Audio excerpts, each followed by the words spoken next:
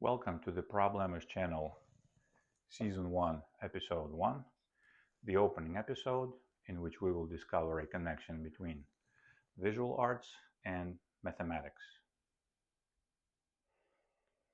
Hello everyone, thank you for stopping by. My name is Roman. Hello family, hello co-workers, hello those who know me from Quora, hello those who do not know me from Quora. If you do not know me from Quora, then you can size me up by visiting the links in the description below, which will take you to my Quora profile and my free books on mathematics, physics, and computer programming. However, this channel is not about me.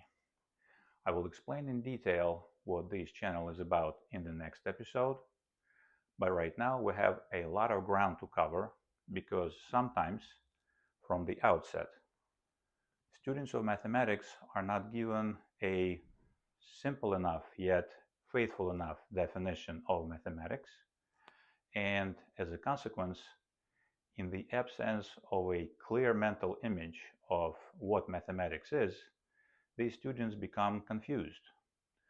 Why are we doing these particular things and no other? And why are we doing these particular things in this specific way and no other? That confusion all but extinguishes motivation, and in the absence of motivation, just about everything stops being fun and becomes something more of a torture.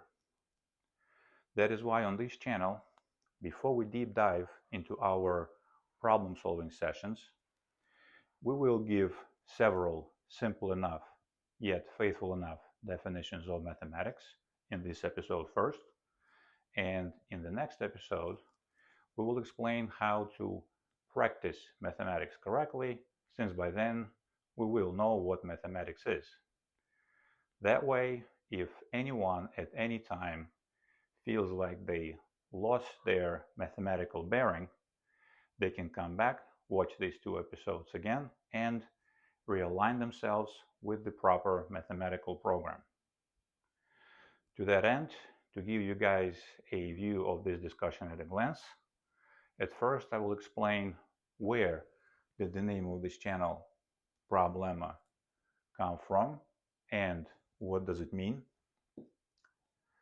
Then we will spend the bulk of the time dissecting the various definitions of mathematics. And in conclusion, we will look at the three fundamental properties of mathematics, a mechanism that facilitates the overall evolution and development of modern mathematics in general, and what does it take to study and do mathematics in material. As such, first things first. I came up with the name for this channel, Problema, by merging two words that signify two large facets of mathematics. The word problem that pertains to the practical side of mathematics, and the word lemma, or a helper theorem, that pertains to the theoretical part of mathematics. Now, the words problem and lemma intersect over the set of letters L, E, M, which means that if we move the word lemma into the word problem over the set intersection, then the word problema will result. Now, what does it even mean? When I was in college, where I majored in theoretical physics, my each and every mathematical curriculum was built around a dovetail joint of two mutually beneficial processes: the process of study and consumption of the theoretical material, and the process of solving corresponding problems. As it turns out, the interaction between the elements of this dynamic duo is the driving force behind the upward spiral motion over a given layer of mathematics that's being studied in particular, and over the entire web of mathematical knowledge in general. How does that work? Well, at first, the professor doles out an initial amount of theory which equips us with basic tools which allow us to solve basic problems.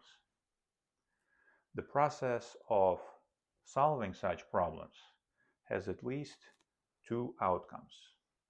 One such outcome is the solution of the problem per se, and another such outcome is a deeper understanding of the theoretical material just covered. That deeper understanding of the theoretical material just covered allows the professor to dole out the next layer of theoretical material, which gives us slightly more advanced tools, which allow us to solve slightly more advanced problems. And as we now understand, the process of solving such problems has at least two outcomes.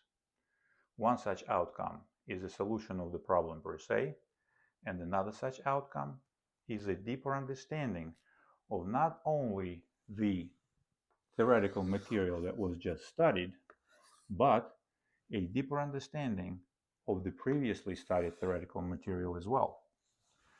That deeper understanding of the cumulative amount of theoretical material allows the professor to dole out the next amount of theory, which equips us with even more advanced tools, which allow us to solve even more challenging problems.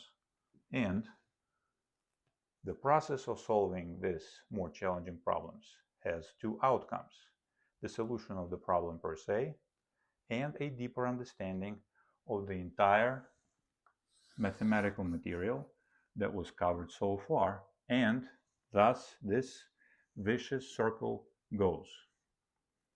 Except that this time, this particular vicious circle has only a positive connotation attached to it. It works. It has been tested on me personally and on literally thousands upon thousands of students like me. Now, on this channel, we will be mostly preoccupied with solving problems, but if you guys show interest, then I may deliver purely theoretical lectures as well. Mathematical problems come in two very distinct flavors.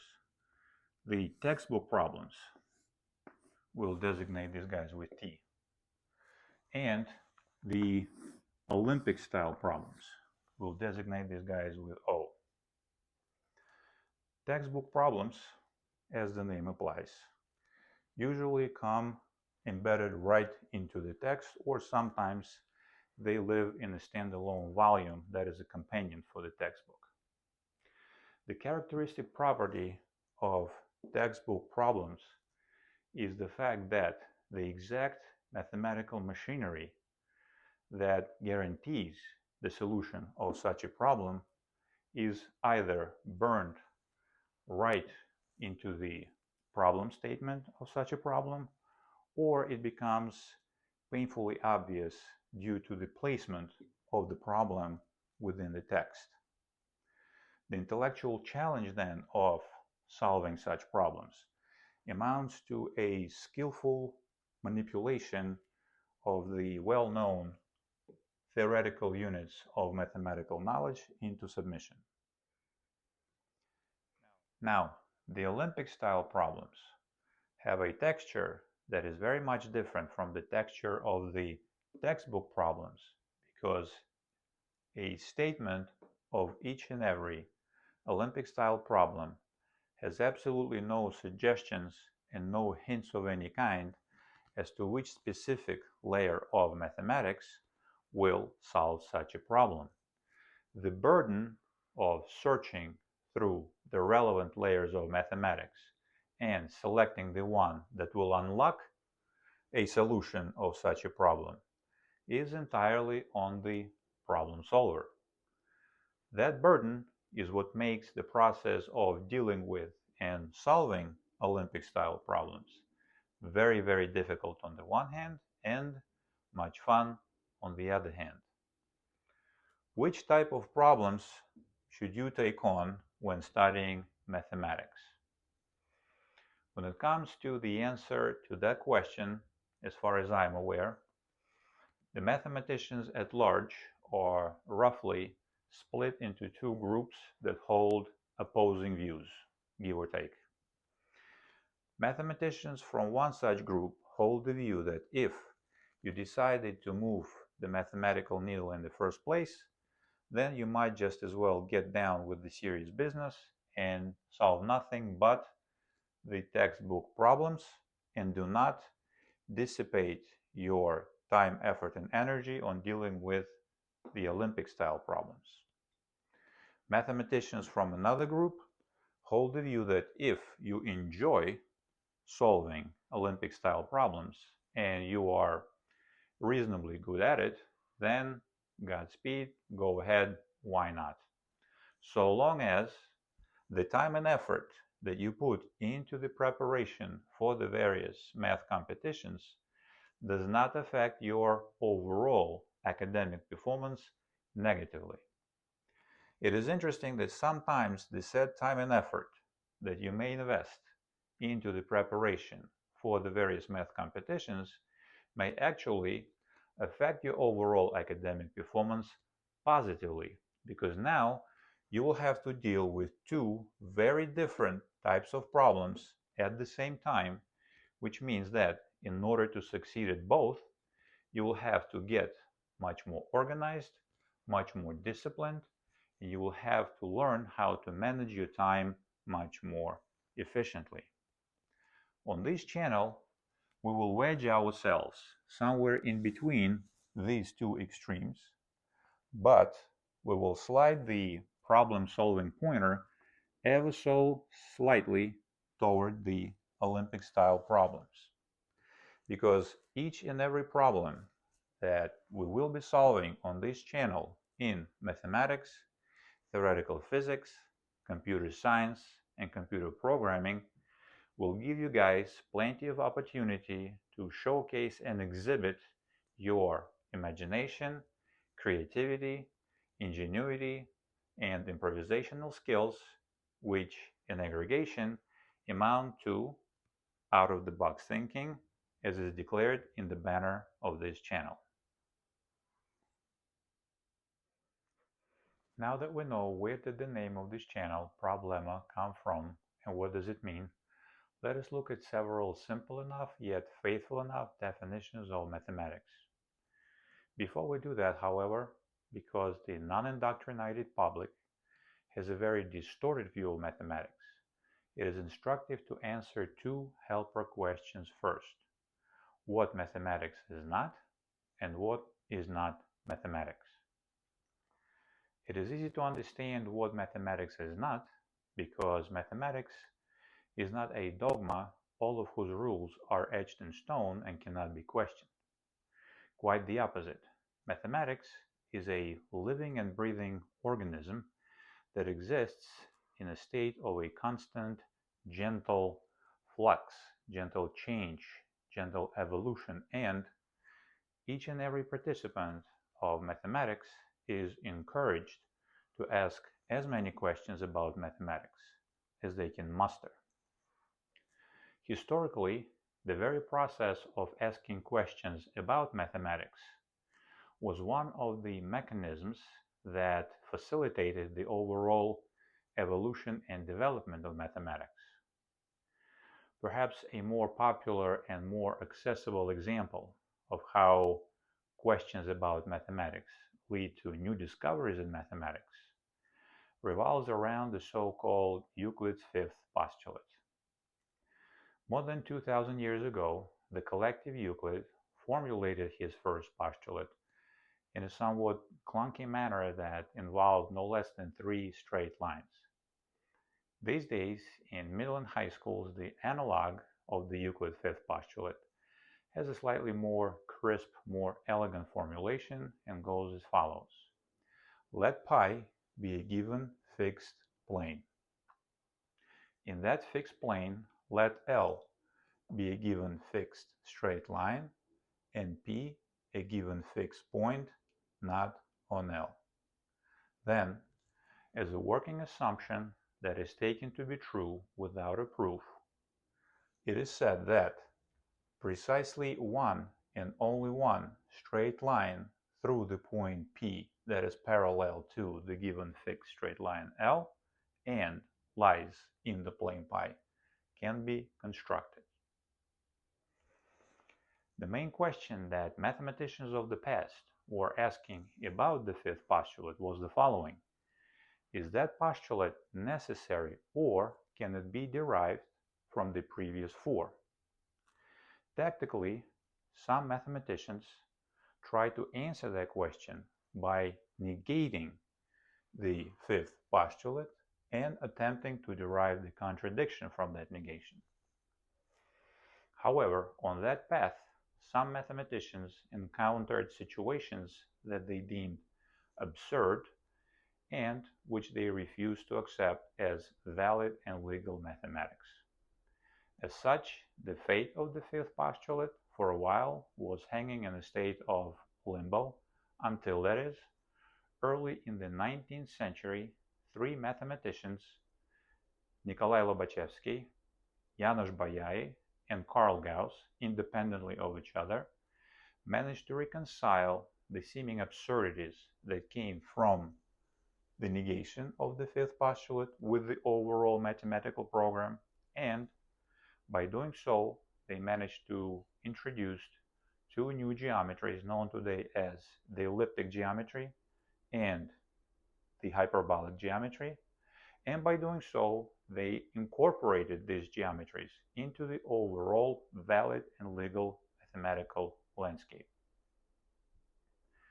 In a lightning round, the geometry of the elliptic plane is very closely related to the geometry of the sphere, with the caveat that a single point in the elliptic plane corresponds to a pair of antipodal points on the sphere. 2 points, such as this point and this point on the sphere, are called antipodal if these 2 points belong to a straight line that passes precisely through the center of the sphere O. As it turns out, the analog of a straight line in the Euclidean plane, or the so-called geodesic, corresponds to a great circle on a sphere in the elliptic plane. A great circle is the result of intersection of the said sphere with a plane that cuts the sphere through the center of the sphere precisely. What that means is that if we decide to take a look at a straight line in the Euclidean plane through the goggles that read the elliptic geometry, then what we will see is a great circle, and conversely, if we decide to take a look at a great circle in a sphere through the goggles that read the Euclidean geometry, then what will we see? Precisely, we will see a straight line L. Now imagine that such a straight line or a great circle is fixed on a sphere and is called L. Moreover, let a point P be fixed on a sphere, not on L. Then it should be fairly evident that through that point P not on L, it is possible to construct uncountably infinitely many great circles, each of which passes through the point P, but inevitably intersects the given fixed great circle L at two antipodal points, this one and this one.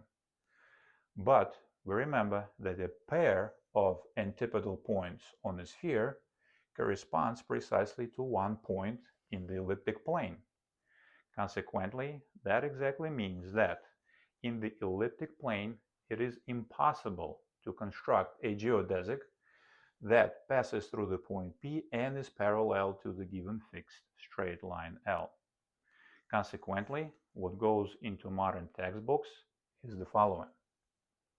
If it is taken as a working assumption to be true without a proof that precisely 0 straight lines through P parallel to L can be constructed, then the elliptic geometry follows.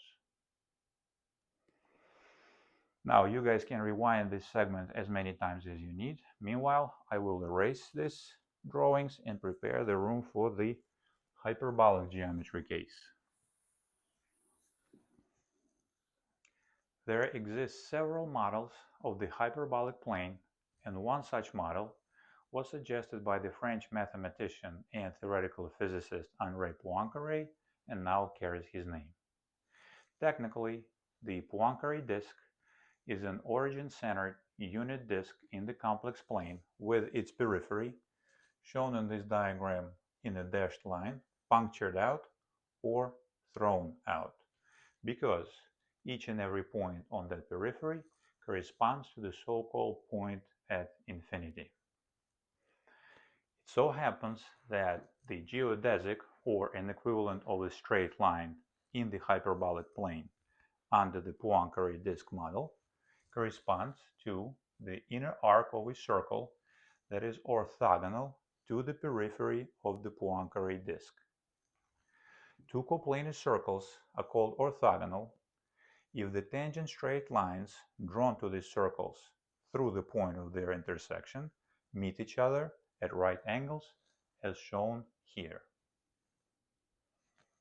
Again, that means that if we decide to take a look at a straight line L through the goggles that read the Poincaré disk model of the hyperbolic plane, then we will see precisely the circle L orthogonal to the periphery of the Poincaré disk, and conversely, if we decide to take a look at such a circle through the goggles that read the Euclidean geometry, then we will see precisely the straight line L. Now imagine that such a circle orthogonal to the periphery of the Poincaré disk is given and fixed. Let the point P in the interior of that disk also be given and fixed in such a way that P is not on L.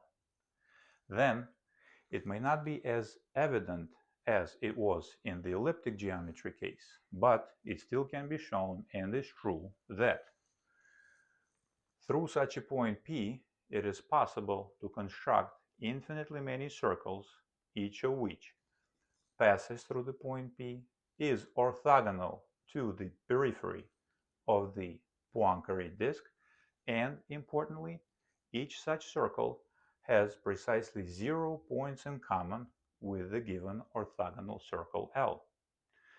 That setup motivates the following axiom. If taken as an assumption to be true without a proof, it is the case that through a given fixed point P, it is possible to construct infinitely many lines, each of which has precisely 0 points in common with the given fixed line L, then the hyperbolic geometry results. These two new geometries, the elliptic geometry and the hyperbolic geometry, are not only as beautiful as the Euclidean geometry is, these geometries are also as internally consistent as the Euclidean geometry is.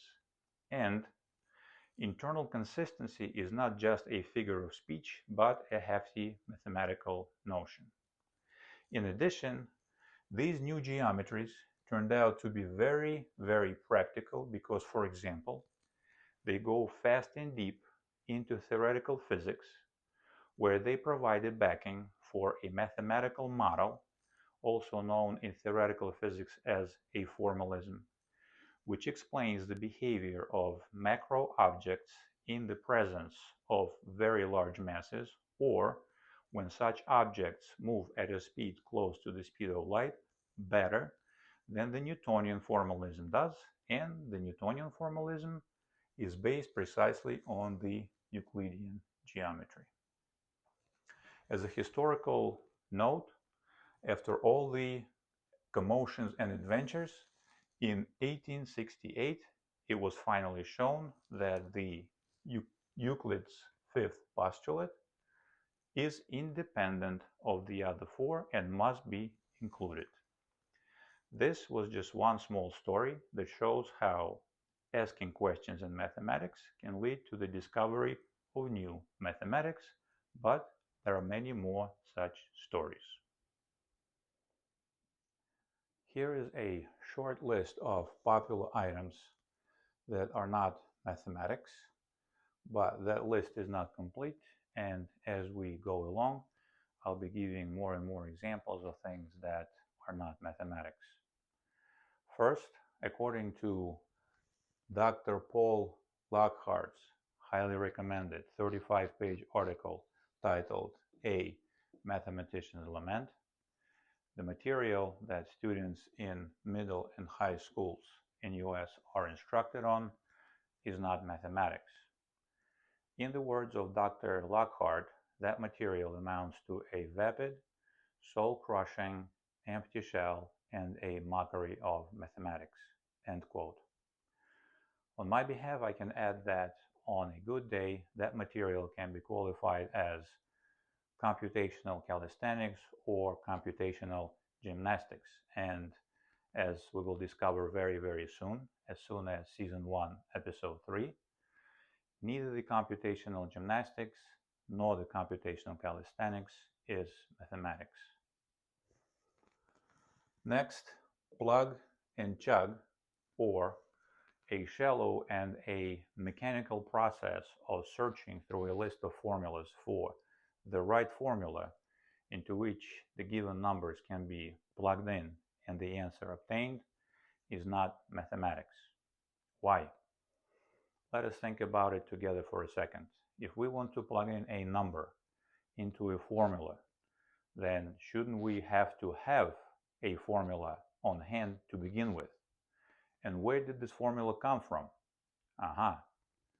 Only in part and among many, many other things, what mathematicians do is they deduce, construct, justify, and analyze formulas. They do not just blindly insert numbers into formulas. As such, plug and chug is not mathematics. Next, rote and mechanical memorization of mathematical facts with perhaps a flawless reproduction of these facts on demand is not mathematics. As we will see very, very soon, mathematicians are in the business of telling a story. And in order to tell a story, that story should be created. And it should be fairly obvious that create is very much different from reproduce. As such, rote and mechanical memorization of mathematical facts is not mathematics. Next, mental, numerical, and/or calendar arithmetic is not mathematics as well. Judging by the answers that I read on Quora that were written by people with PhD title in mathematics, some of these mathematicians admit that they go as far as despising mental, numerical, and/or calendar arithmetic. Some mathematicians don't really like it, and some mathematicians admit that they are not as good at it as the general public thinks that they should be. Next, multiple choice questions have no place in mathematics and theoretical physics and computer science as well, because they put the mind of the person who is trying to answer such a question in a mode that is completely and totally incompatible with the mode in which the mind of a mathematician operates. We will discuss this more in the next episode, but for now we can say that fundamentally mathematicians solve open-ended problems and answer open-ended questions. By definition, an open-ended problem and an open-ended question does not have a solution or an answer yet, let alone a menu of choices. In some vague and approximate sense, it is a job of a mathematician to create that potential menu of choices. In contrast, the mind of a person who is trying to answer a multiple choice question inevitably is trying to fit the given input into the choices presented. Unfortunately, mathematicians do not really fit anything into anything because every time they generate or construct their lines of reasoning from square one. Lastly, random computations that must be carried out in 70 seconds or less, the math SAT style, is not mathematics. If mathematics were about random computations that must be carried out in 70 seconds or less, then why did it take the mathematicians in Western Europe 150 years of a real-time effort to come up with the famous by now epsilon delta definition of the mathematical limit? And when I say 150 years, I'm being very generous because I'm ignoring the long historical arc that is about 2,000 years in the making, and on the far end of that arc there sit the ancient Greek mathematicians who actually came very, very close, loitered around, and practically stepped on the notion of the mathematical limit, but failed to realize their observations. Now that we know what mathematics is not and what is not mathematics, let us finally take a look at what mathematics is. Here, before I begin convincing you guys that mathematics is actually an art form, I would like to earn some of your trust by showing you several of my sculptures, paintings, and drawings that I made myself with these here 10 fingers in an art studio under the guidance of a professional visual artist, because I wanted to see for myself in what mode does the mind of a visual artist operates, and I wanted to compare that mode to the mode in which the mind of a mathematician operates. And now I know. This is a study of a female figure that I made based on a living and breathing female model. If you guys want to spend more time looking at this sculpture, please rewind. I will move on. This is a study of a male foot that I made based on a living and breathing male model. There it is. This is a study of a male torso that I made based on a living and breathing male model.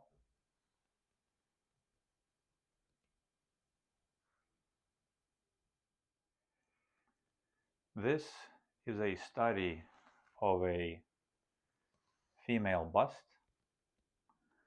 that I made based on a living and breathing female model, full 3D. There you go.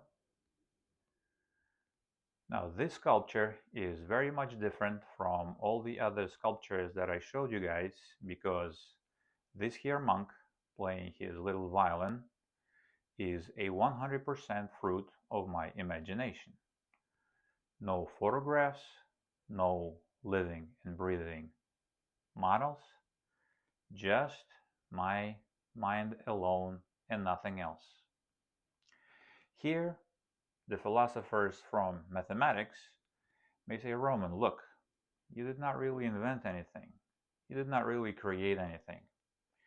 You simply snatched an idea of this here monk floating in the greater beyond, and as a matter of fact, that idea came into existence the very moment this universe came into existence. As we said, you were lucky enough to snatch this idea out of the greater beyond, materialize it in clay, we'll give you that much, and then you shared it with the rest of us.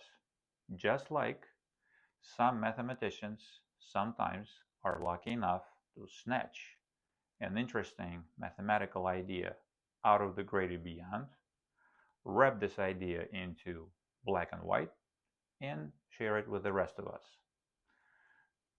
Yes, no, maybe, true, false. What do you guys think? Share your thoughts in the comments section below. Now, in a lightning round, in 2 words or less, the way the classical wet sculpting works is as follows. We put the right amount of raw clay in the right place, and we do not put any clay where no clay belongs. Just like when in mathematics we generate a proof, we put the right implication in the right place, in the right sequence, and we do not put any implications where no implications belong. Once we're done with the entire sculpture, that sculpture goes into a kiln for firing. Firing a sculpture in a kiln is a rather complicated affair where the sculpture spends many hours at a very high temperature and then gradually cools off. But once the sculpture is fired and did not explode in the kiln or anything, it comes out in the so-called bone dry state, at which point it can be left as is with the natural clay color, or it can be covered with various glazes with different sheens and colors depending on the author's idea and intention, and voila, we have a sculpture. Before we decide to capture human form in actually any medium, in general, we're supposed to remember these 2 words: study the structure of the human form, which comes in 2 different flavors. The structure of the human bone, where you're supposed to know your thorax, sternum, and clavicle, and the structure of the human muscle, where you're supposed to know your biceps, triceps, and deltoids. That study is usually carried out traditionally in graphite on paper, and here are a couple of my such studies. This is a study of a human skull. Don't be afraid, guys, this is just a drawing, nothing real.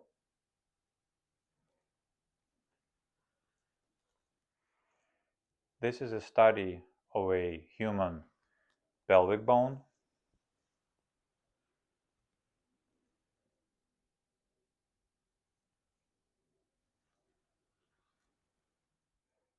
This is a study of a human ear.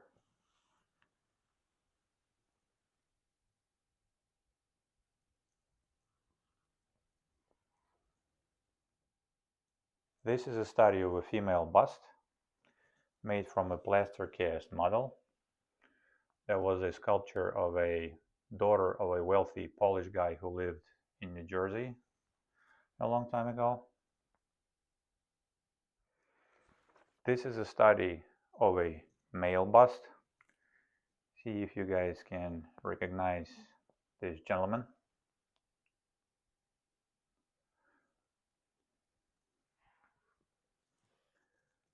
This is me goofing off with a drawing of a girl who is supposed to bite an apple that looks like a globe.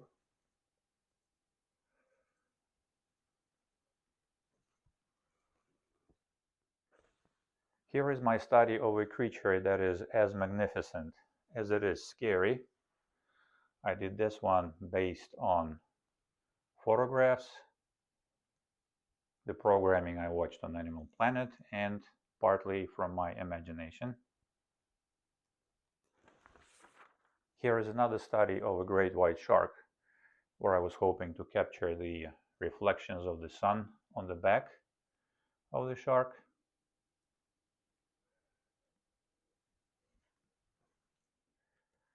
Here is a study of a still life. By the way, guys, the reason I'm moving the drawings in and out because I tried this several times, and capturing graphite on paper so that you can see all the gradations of light and shadow proved to be challenging. Here one day I was preparing a salad for my family, and I thought to myself, these red peppers look mighty beautiful. Can I capture their beauty on paper with graphite? In this study, I was interested to see if I can capture the optical illusion of objects bending in water. Here, the spoon is supposed to look really funny.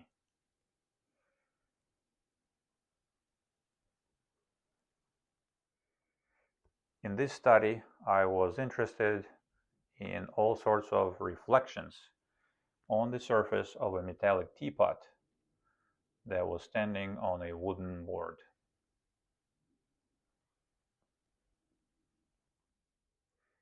This is an example of a very, very lightweight wood carving, and I'm not even sure that this can be called wood carving at all, because all you do here is cover a slate of a linden tree with very dark paint, carve the light out, and voila, the shape is born. This is my first painting ever, acrylic on some sort of hardboard. The still life was set up for me by my professional visual arts instructor in the studio. This is the second painting in my life. I did that one based on a photograph that I took in Acadia National Park in Maine. The place is called Jordan Pond. If you've never been to Maine and or Acadia National Park, I highly recommend. Maine is a magnificent state. And these are all the works of visual art made by me. Thank you. Purely for the sake of the upcoming discussion and in order to make literary and musical art slightly more tangible, here is a representation of literary arts. This is Mark Twain, to be sure, but people who know me from Quora know my literary style. And here is a representation of musical arts, but no, I do not play trumpet. Back in the day, I used to play a little bit an accordion and a guitar, and I still remember my, let's see, G major, C major, A minor, good country chords. I hope that now you guys see that I do not say some hypothetical words, but I speak from my personal experience when I claim that, as the first definition, mathematics is an art form. That definition of mathematics is easy to understand, easy to comprehend, and easy to remember. If the statistical majority of middle and high school students and their parents replace their incorrect understanding of mathematics with this simple enough yet faithful enough definition of mathematics, then that alone will be a huge win for the mathematical community at large, because now it becomes very easy to answer one of perhaps most popular questions about mathematics. Why are we doing mathematics, and why people in general do mathematics? Well, because mathematics is an art form. The reasons why we do mathematics are exactly the same reasons why people do all the other traditional forms of art that we just looked at. And the reason why people do the other forms of art is because by nature we are curious creatures, and we want to understand the world around us, the world that we live in, and we want to understand, or try to understand, the meaning of this elusive notion known as human condition. According to my second definition, mathematics is an art of telling a story. That definition of mathematics also squares well against what other traditional forms of art do, because each and every such art also tells a story, but in its own medium. Clay in sculpting, graphite in drawing, oil paint in painting, sound in music, and word in literature. Mathematicians, however, use the medium called mathematical idea or mathematical notion, and here it is important to understand two key differences between the mathematical arts and the traditional arts. The first such difference amounts to the quality of the said medium.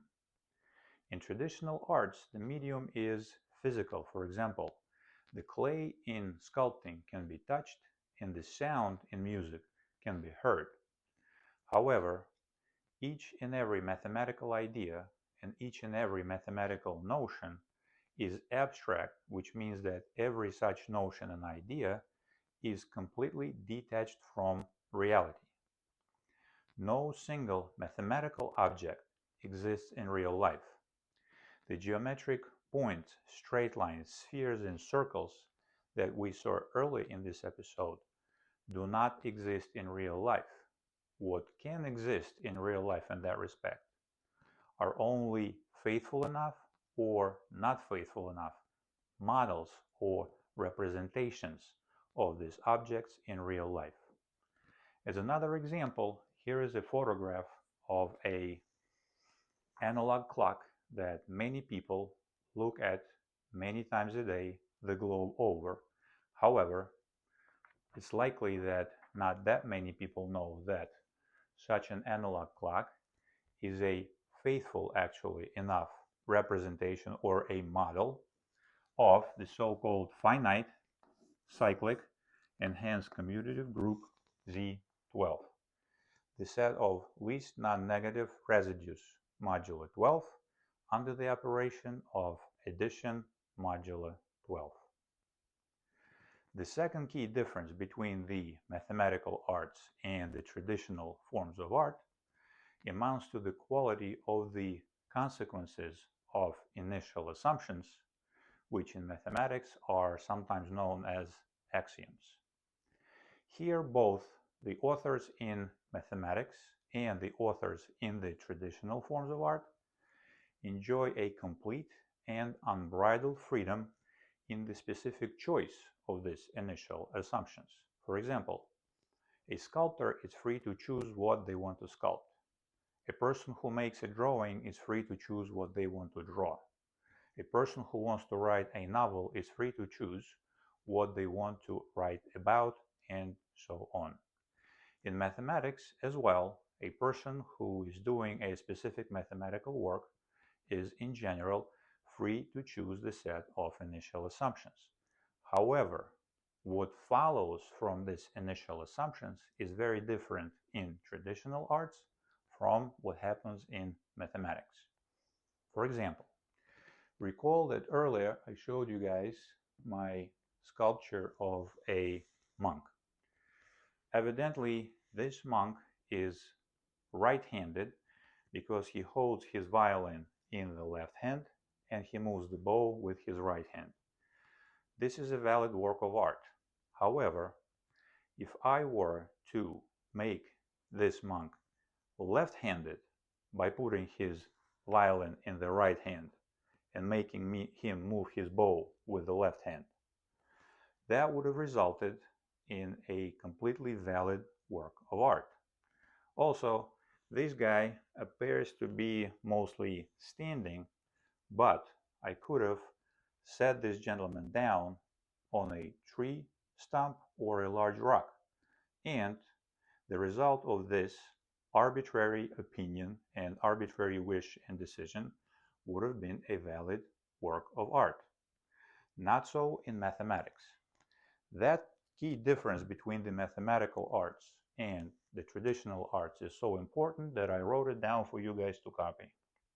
In mathematics, what follows from the set of initial assumptions is completely out of the author's control, which is another way of saying that whatever consequences follow from the set of initial assumptions in mathematics are beyond the author's wishes, desires, and opinions.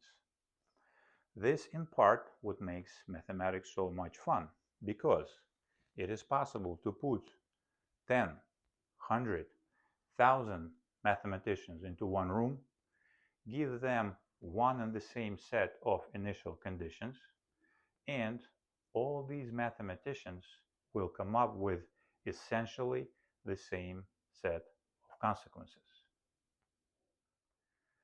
According to my third definition, mathematics is an art of telling a story of how and why. In that definition of mathematics, the why is primary and the how is secondary, because the why provides both a strategic and a tactical motivation for the how. It so happens sometimes that certain mathematical objects are constructed solely based on the how and in the absence of why. To give you an admittedly contrived example, do not worry if you do not know what the gamma function is. Do not worry if you do not know what an infinite product, an improper integral, or the mathematical limit is. At a very basic kindergarten level, what we have on the left side of the three equal signs over here is one and the same picture of the gamma function, gamma function, gamma function. Each such picture represents one and the same mathematical object, the gamma function this time. However, on the right side of the equal signs over here, we have pictures that are very different from each other. The top picture is different from the bottom two, the middle picture is different from the top and the bottom picture, and the bottom picture is different from the top two. For demonstration purposes, the absence of the explanation why would we prefer one definition of the gamma function over the possible alternative definitions of the same gamma function will make that object an orphan or a fragment that did not take its place in the grand mosaic of mathematics yet. And conversely, the moment the explanation of why is given, such an orphan is not an orphan anymore, and such a fragment is not a fragment anymore, because the corresponding object is now embedded in its rightful spot in the grand mathematical landscape.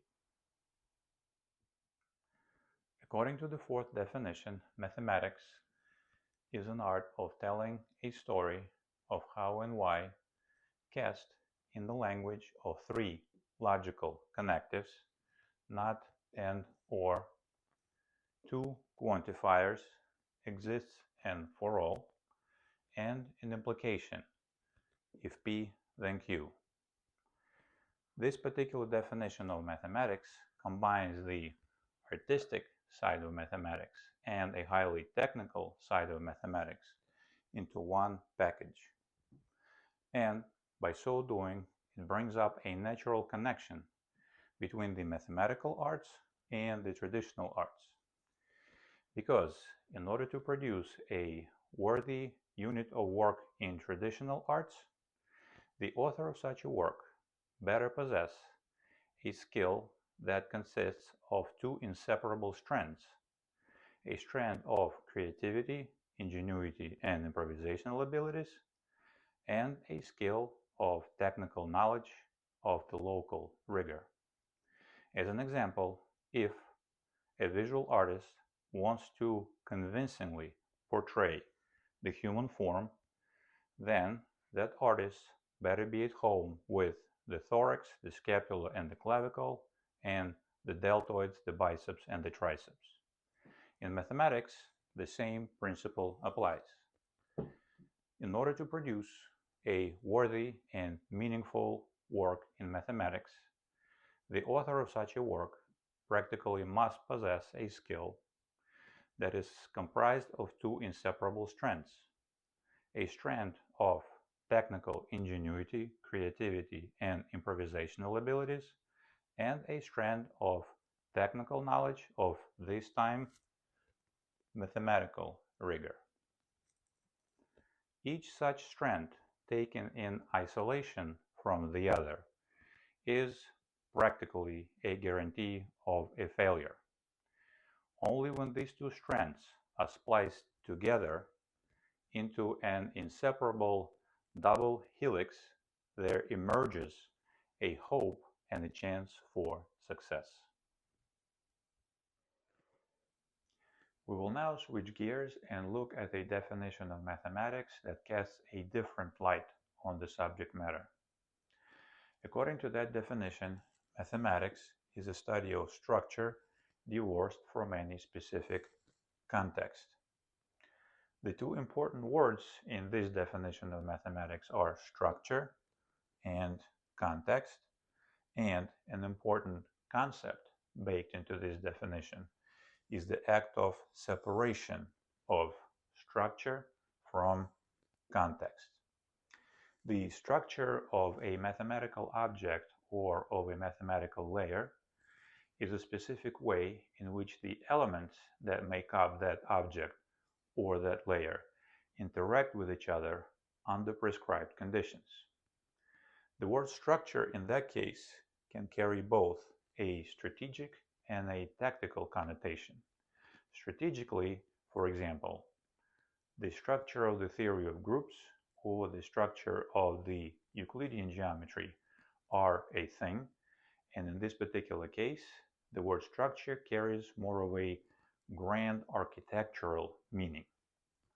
Locally or tactically, the structure of a mathematical group, for example, is a particular way in which the elements that make up that group interact with each other under the group operation.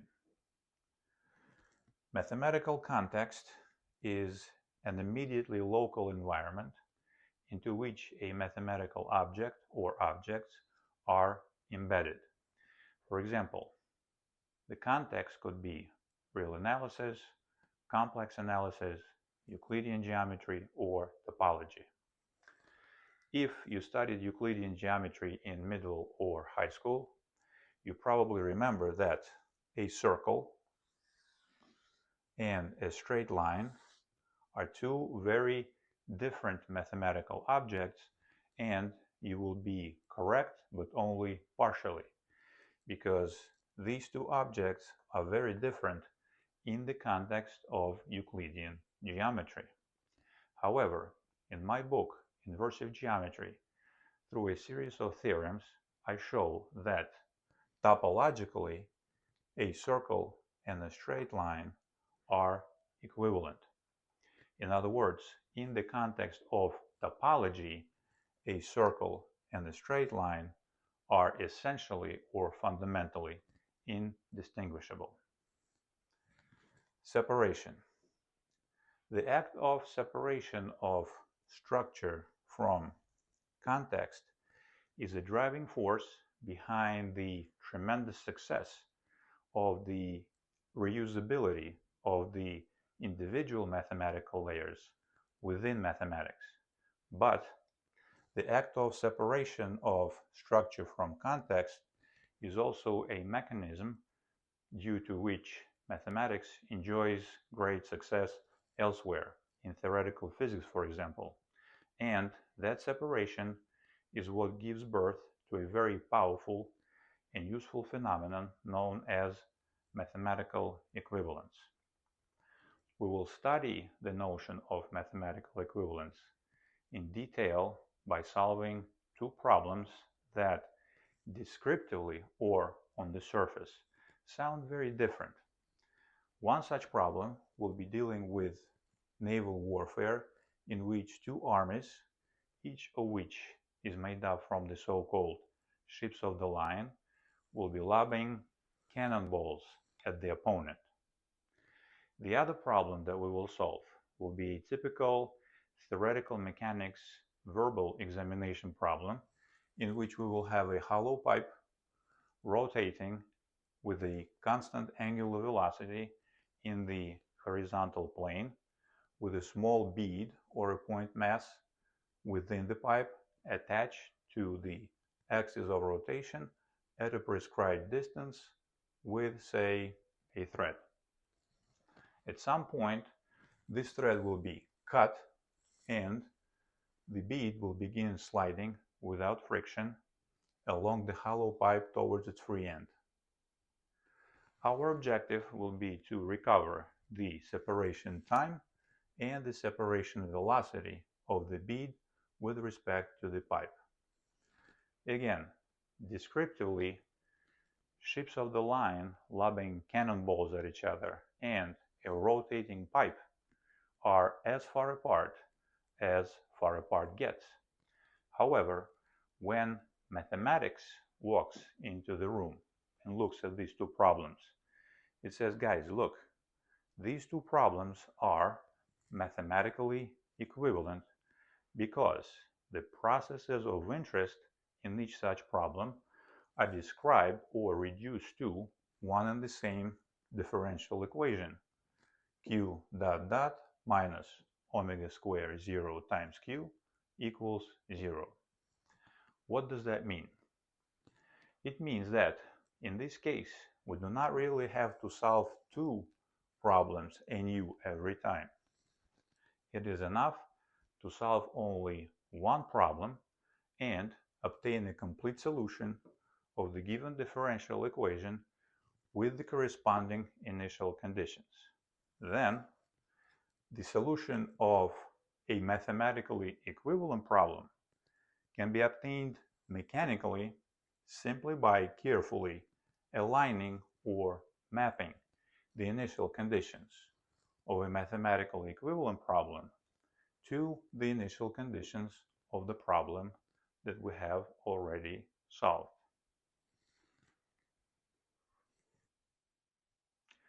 With the technicalities out of the way, we should also realize that no single short and concise definition of mathematics, no matter how technically sound and technically correct that definition may be, can possibly capture each and every aspect of modern mathematics. That is why I was careful to qualify the definitions of mathematics that we looked at so far as simple enough, yet faithful enough. In reality, the modern mathematics is just way too big and too complex in order to be folded nicely and neatly into one little box with nothing sticking out. In some sense, mathematics is life, and as any grand endeavor, mathematics is complicated. Mathematics is a process. Mathematics is a play of thought. Mathematics is generation and regeneration, combination and recombination of ideas. Mathematics is not just number crunching, and mathematics is not just symbolic shuffling. As a matter of fact, mathematics is never just anything, in the same way that, for example, a human being is not just a collection of atoms. Mathematics is something that can be beautiful and ugly, exciting and boring, graceful, harmonious, lucid, shallow, dull, exquisite, elegant, and so on. Precisely because you decided to study mathematics, it is a good idea to not abandon the traditional forms of art. For example, try to learn how to play a musical instrument. Which one? Doesn't matter. Choose one instrument that you think you may like. Try to write a poem, or a novel, or a detective story. Pick up a pencil or a brush, or maybe pick up a lump of raw clay. It is also a good idea to visit your local art museum and study and examine the works of traditional art that were made by the masters of the craft and begin developing an eye for beauty and ugliness, awkwardness and elegance, trifle and substance. In conclusion of this episode, let us enumerate the three fundamental properties of mathematics. First, no single mathematical result has an expiration date attached to it, which means that each and every result that was obtained mathematically exists in a state that is completely detached from time. For example, our favorite a squared plus b squared equals c squared, a result from the elementary Euclidean geometry, was correct 10 billion years ago, is correct now, and will be correct 10 billion years from now. Next, mathematics is an endeavor that is highly unitive, which means that mathematics transcends socio-political and geographical borders. There are many countries in the world, and some such countries are organized in very different ways. However, mathematicians the globe over speak one and the same language. Technically, yes, it may so happen that one mathematician who is working in a very narrow and highly specialized field will not understand another mathematician who works in another highly specialized and a very narrow field, because the relevant definitions could be different and the fabric of thought could be different. However, each mathematician understands why the other mathematicians do what they do, because all mathematicians exercise the art of telling a story of how and why and so on. Lastly, mathematics is a highly inclusive endeavor, which means that mathematics does not care about your age, your gender, the color of your skin, your political affiliation, your religious affiliation, how much money you make, how much money your parents make, what type of vehicle you drive, what kind of house you live in, where you spend your vacations, or what kind of job you hold. The only thing that mathematics does care about is the technical merit of your work.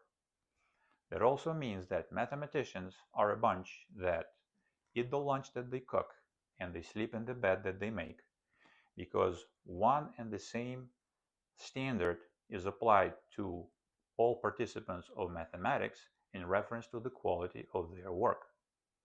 For example, if a young mathematician manages to produce an interesting result and that result is validated by the community to be correct, then that young mathematician would be given a credit in the same way that a seasoned professional would have been given credit for a similar achievement, and conversely. If a seasoned professional makes perhaps a silly mistake, then the mathematical community will call out that mistake in the same way if that mistake were made by a young mathematician. Before you guys run away, please allow me to say a few words about professional criticism, which is one of the mechanisms that facilitates the overall development of modern mathematics. Professional criticism is an act of one person enumerating the mistakes made by another person. Such enumeration of "you made a mistake here, here, and here" should be carried out in an academically neutral fashion and objectively. On this channel, I will keep the comment section open for all episodes in order to facilitate a better understanding of the material presented in these episodes. As such, when you guys post questions or answers in the comment section to these episodes, I would ask you to please follow the spirit of professional criticism and follow the policy of 3 C's. Please be civil, be civilized, be courteous. Lastly, in terms of material, mathematics is very cheap to practice and exercise. All that is needed to do mathematics is a blackboard, like this one, a piece of chalk, and an eraser, which may or may not be an old kitchen towel that your wife okayed for the purpose. This is it for this episode. Thank you very much for watching. Thank you for your time. I hope that I will see you guys in the next episode, in which I will explain how to practice mathematics correctly.